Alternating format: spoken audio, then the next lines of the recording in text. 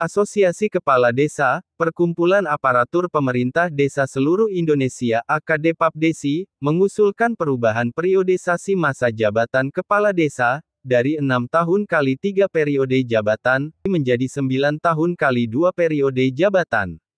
Usulan ini disampaikan dalam rangka, usulan perubahan Undang-Undang Nomor 6, Tahun 2014, tentang Desa, yang diselenggarakan di Kurnia Convention Hall, Kabupaten Ngawi, Jawa Timur, Minggu, tanggal 6 November tahun 2022.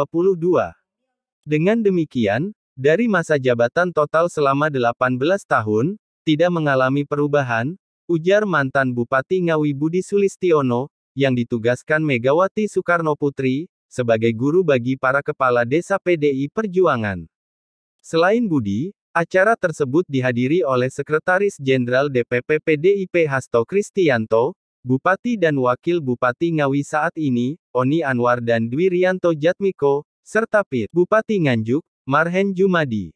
Hadir pula Ketua DPRD Provinsi Jatim Kusnadi, dan mantan anggota DPR dari PDIP Dapil Ngawi, Budiman Sujatmiko. Ketua Panitia Acara, Juwadi menjelaskan, kegiatan ini berawal dari rangkaian diskusi antara para kepala desa. Mayoritas mengeluhkan soal pendeknya masa jabatan kepala desa, selama ini yang hanya 6 tahun.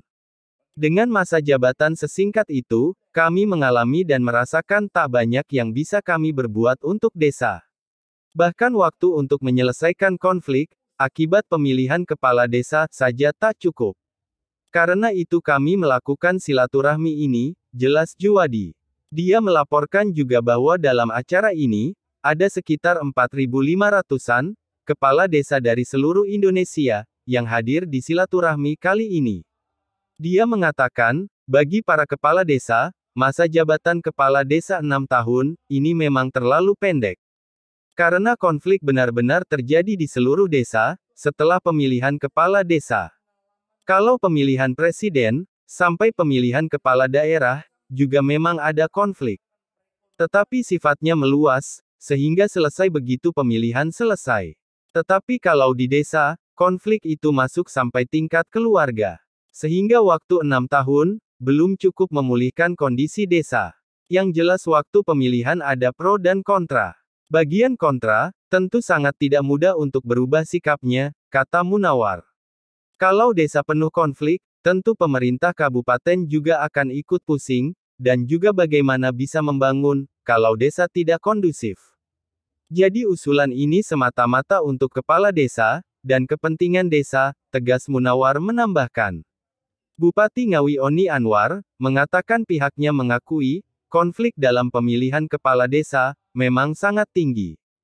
Bahkan, kata Oni, karena konflik, banyak kepala desa yang susah bekerja, sebelum konflik itu selesai, sehingga usulan para kepala desa itu bisa dipahami. Oni mengatakan, usulan kepala desa, soal perpanjangan masa jabatan, itu bisa didiskusikan lebih lanjut.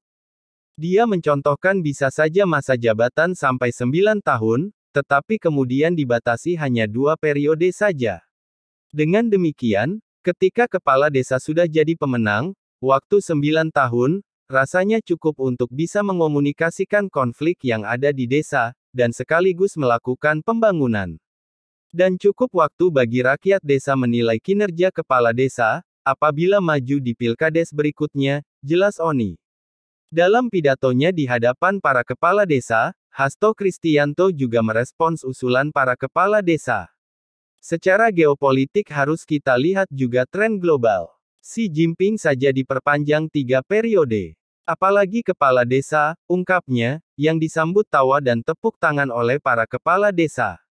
Meskipun demikian, Hasto mengatakan perlu kajian mendalam, termasuk landasan filosofis, ideologis dan bagaimana manfaatnya, terkait stabilitas pemerintahan desa, dan kemajuan desa bagi Indonesia Raya.